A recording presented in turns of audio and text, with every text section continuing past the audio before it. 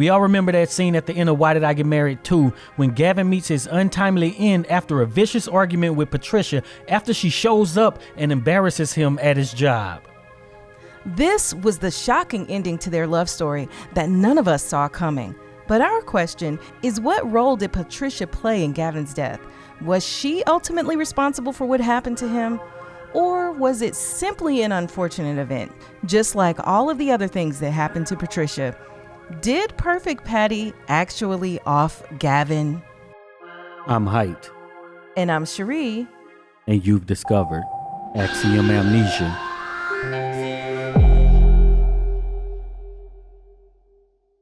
We want to thank all of the supporters who helped to make this video possible. If you want your name to appear alongside these contributors, make a one-time donation via Cash App or click the thanks button on this video, or you can head on over to patreon.com/axiomamnesia or become a channel member by clicking the join button to enjoy all of the benefits of becoming a monthly subscriber. At this point in the film, Patricia and Gavin are going through an ugly divorce, and everything, including their marriage, has fallen apart. Hey, Ross. Good to see you. Oh, hey, Patricia. Is Gavin here? Yeah, he's at his office. The most problematic scene in the film happens. So Patricia just shows up at Gavin's firm, right? And just makes a big scene. And she's like, hey, everyone, gather around. Gavin sees her. It's Gavin's birthday. Yeah. Patricia, what are you doing? Can I get everyone's attention, please? Can you gather around? Patricia, what are you doing? And then they sing happy birthday and stuff. Happy birthday! She's like, everyone count to three. And then when they count to three, the music is playing. It's raining men. It's a 2010 gay joke, right? Yeah. It wouldn't work today. Let's say this actually happened in the office place. Depending where you are, it'll be great entertainment because, quote, drag shows are in vogue, right? So it could be interpreted as a drag show. But this whole thing in 2010 and how they try to show everyone looking and stuff is just no. Unacceptable according to today's standards. It's supposed to be so embarrassing, even though it still might be today. In the movie world, it isn't wrong if the character is offended by something they shouldn't be offended by. Mm-hmm. Right? So it may just be in character, but it's still, to me, one of those jokes that just ain't do. Well, and she's like, if you want to be a bee, then there's your man.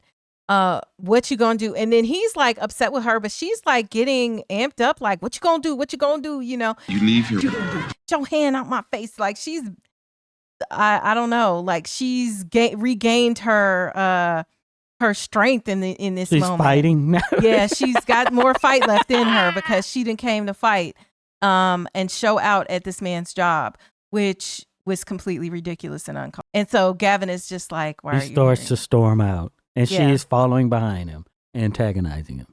Run like a little girl. Yeah, you Run really like have the little issues, bitch Patricia. you are. She continues to follow Gavin outside. He's just trying to get away from her. He's going to get in his car and try to drive away. And she's steadily calling him a little girl and a bee and, run away. And, she's antagonizing him. And she's like, you're not going to take my money. How dare you try to take all of my money? You gonna come by my job? And How dare you try to take all my money?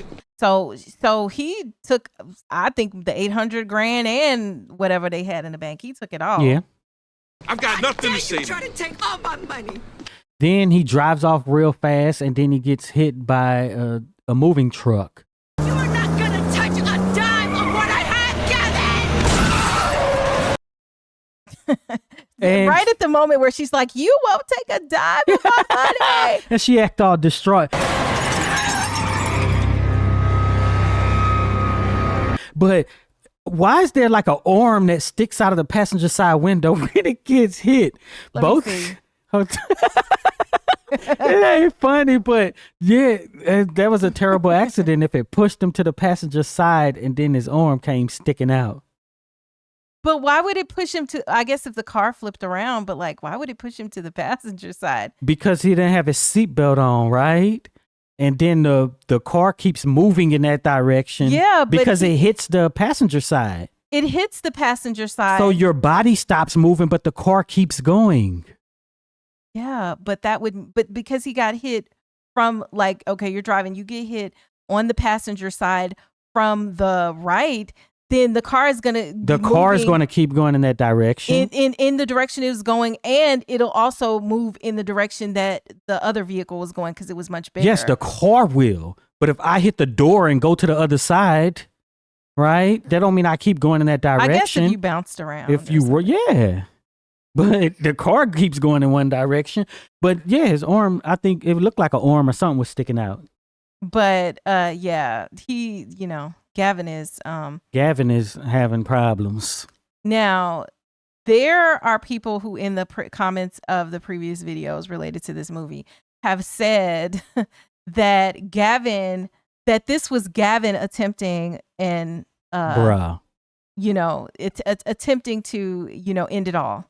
So I disagree. Yeah, because you would have to know and time it perfectly. And that's what I don't like about movies, right? So let's say somebody is chasing Gavin or looking for Gavin. Then all the time, out of nowhere, they come across the intersection and hit the person because they knew that at the exact time, at this exact speed, I would hit them. So he would have to know that at this exact time, this exact speed, that this truck is going to run into me so that I could end it. When all of this was spontaneous because he was just at work in his office when this woman showed up. So it doesn't make sense. Gavin was just trying to get away from her. Come on, face me, face me. And in his haste, just didn't pay attention. He just didn't look both ways before he crossed the street. Bro.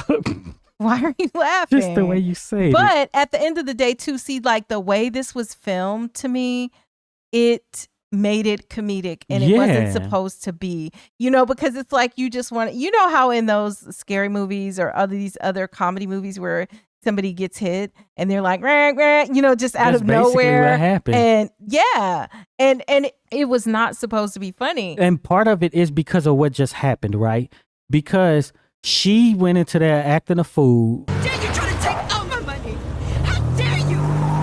So then when something happens to him, it's transferred and like, oh, she's distraught and that's what she gets. So that's funny, right? It's like, it's just something, I don't know the answer to making it not like that, but that's just how it sometimes happens. How it came across. But see, the thing is, they lost a child in a car accident, right? So now she goes to his job and causes this car accident where he's Go to the comments. Did Patricia cause this to happen to Gavin?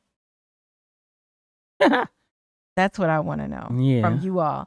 Personally, I don't think that she directly caused it the way she maybe, I don't know. I guess maybe it's the same level of responsibility. Well, no, I can't she say contributed to it. Yes, she contributed. If you didn't show up at his job, this don't happen because he's just still in the office right now looking at boring papers. But then somebody else will be like, but I didn't make him get in the car and speed out. Okay, but you did. Actually, you you facilitated it though. Yeah. Because you followed and chased him. At least you look like a little girl. You need to handle that. If someone is chasing you and then something happens because you're being chased, like, you contributed to that happening to that person. But if you feel it's not, then, it just allows people, it's just saying that anybody can do anything to get you to do something and then claim no fault. Yeah. So, yeah. Yeah. What did I do? I didn't mean it. They're in the hospital, and then we have Patricia, who is all distraught, hitting herself on the head and stuff, saying it's my fault. How could I be so stupid? All that. And Diane is like, it's okay. And then they're all like, yeah, it's going to be all right. And then, Patricia is just like, I don't care about any of that. He can have it all, bruh. Yeah, because like you just had your world recalibrated, right? I don't care about any of that. He can have it all. That's kind of the message. Is that stuff that seems important when it comes to life or death are just not going to be important. When you think about what is important, all of the petty bickering or even the not so petty bickering, if it came down to that person not being here, you probably look at it differently. And she say, you don't want to be like me. You don't want to be like me. Fix it. You don't want to end up like this. And then she's telling all the couples to get their relationships together. And that just means stand up and just act like everything's fine. love one another. Please fix it. Fix it. Because that's what happens. Yeah, and we talked about that with each of the other couples, their quote unquote resolution of the problem in their marriage. None of them actually got any resolution. Seriously, none of them got a resolution. It's just that this situation happens. She says fix it. They kiss and nobody gets divorced. And she did that. That means she fixed it. So in the end, after all this that she's done and stuff and being perfect and all of that and guiding people wrong or giving bad advice, in the end, she's still the fixer of all her friends' relationship. Killed her husband because the doctor comes out and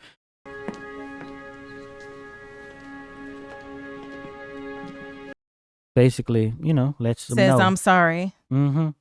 They try to make it a little more dramatic in the movie because then it leads into the scene where, they're doing his memorial. But at the end of the day, Patricia is alone now, right? It's her. You can have Mike. Oh my gosh. She's just alone. Yeah. She's because she went up on and had something to do with the deaths of both her husband and her child. Bruh, That's this tells burden. you to just not to come up on people's job acting a fool. I hope she gets some therapy because you're gonna need it after this. Really. Yeah. If she didn't get over Noah's thing, then she ain't getting over this. Yeah. Cause like she directly facilitated that. Cause and then I don't know, man. She just what a terrible thing. Yeah. What a terrible thing to have happen. What do you think of Janet Jackson's acting in this scene? I don't think it was that good. I didn't like it. But I've never thought Janet was like the most amazing actress. But the part where she like smacks herself in the face. In the head. Yeah, like smacks herself in the head. She's like, oh, I'm stupid. I mean, I think she tried, but she just is not like that type of actress. Yeah. Yeah. She shouldn't be playing these roles like this. Well, yeah, I agree that it was nice that she got an opportunity to play these roles after the Super Bowl stuff and people didn't want to touch her with a 10-foot pole. I appreciate Tyler Perry, putting her in something and all of that business. But this a whole different topic, but this ain't your purview. Like, I guess she's an actress, or is she? She's always been at listen. When she was a little girl and she was penny, and her mama brought up that iron, and she was like, "Mama." Yeah, no. But that don't mean that's what the area you should be in, either. Right? Like, so what happened was she was performing as a singer dancer. Something happened, so let me give you a job in this other field to show that we could. Well, like, she was in Poetic Justice. She was in. I know she was in movies. Whatever. Your career probably was over anyway, but which career? The music or the both? movie? It's all the same, right? She went out there with Jada. Never mind. Listen. She was getting old. She was already 40 something, right? Like, you just got lucky that Tyler Perry came along, and a lot of these old actors and actresses, really. But let me tell y'all this: Type killed her husband at the end. But the one that I tell you at the end of Type, don't type that. Type that at the end. Because, some of y'all think y'all slick, and then we'll let the video out, and in like 20 minutes, somebody will be, putting our end comment in there. And we're like, we know you did not watch this whole thing, and don't try to fool us. So you'll be able to tell who's out there fronting. Yeah. You know. So, but I think it's terrible that her husband went out like this and her child. Yes, but that's not the end for Patricia. Patricia gets a new opportunity. Yeah. So let us proceed. Say goodbye to you, Gavin. So they have a memorial. They're all wearing white, and that's pretty much what happens.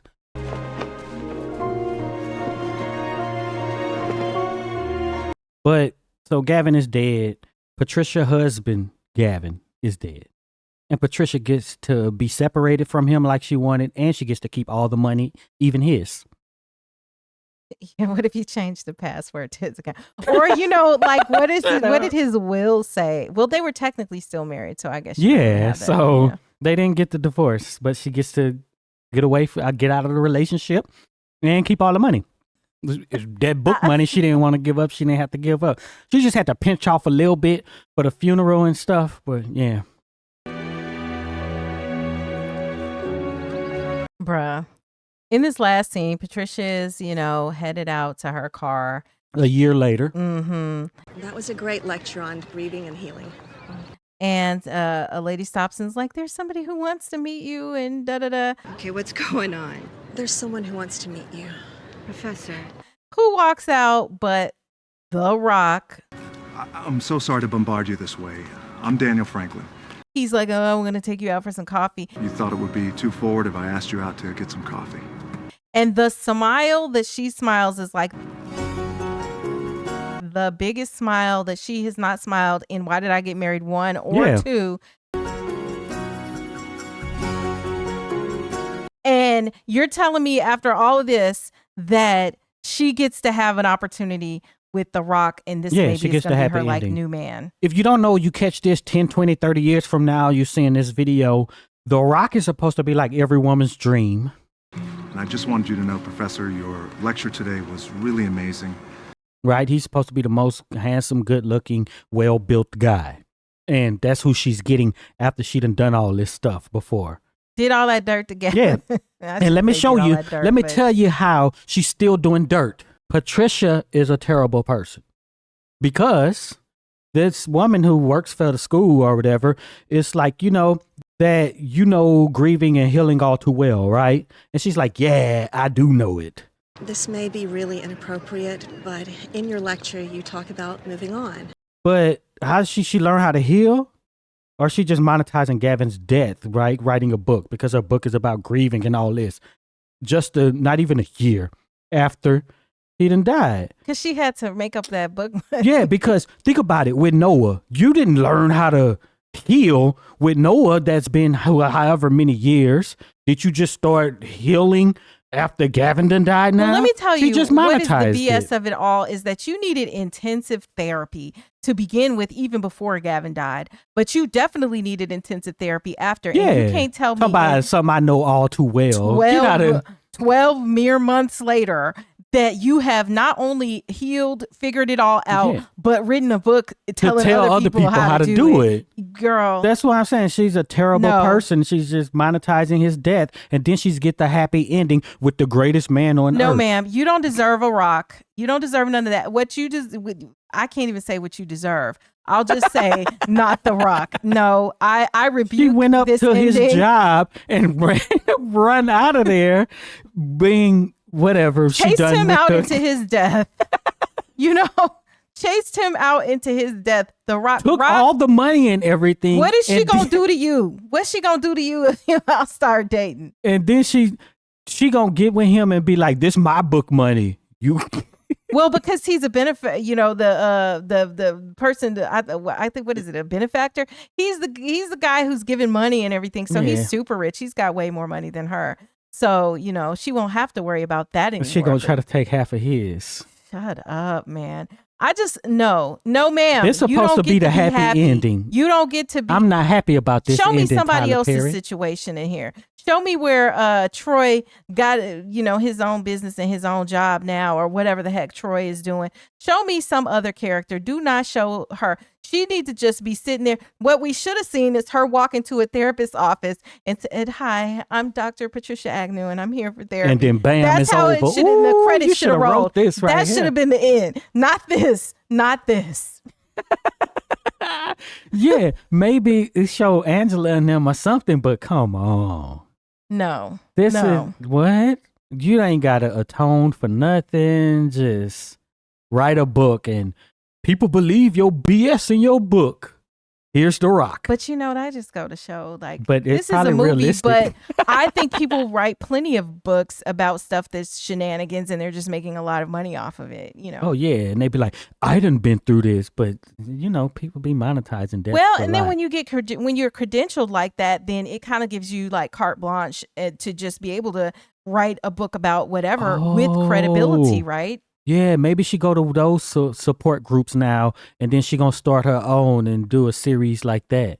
Or maybe that's her new retreat. Yeah, like people who have like grief and how loss, did I get over it? And then you come and you pay a lot of money to Tyler come to Perry, her retreat. if you do this, you better pay me. How did I over it? How I got over. If you made it this far into this nice long breakdown, type $800K in the comments so we'll know that you stuck around. Thank you so much for watching, and check out this video that is on the screen right now.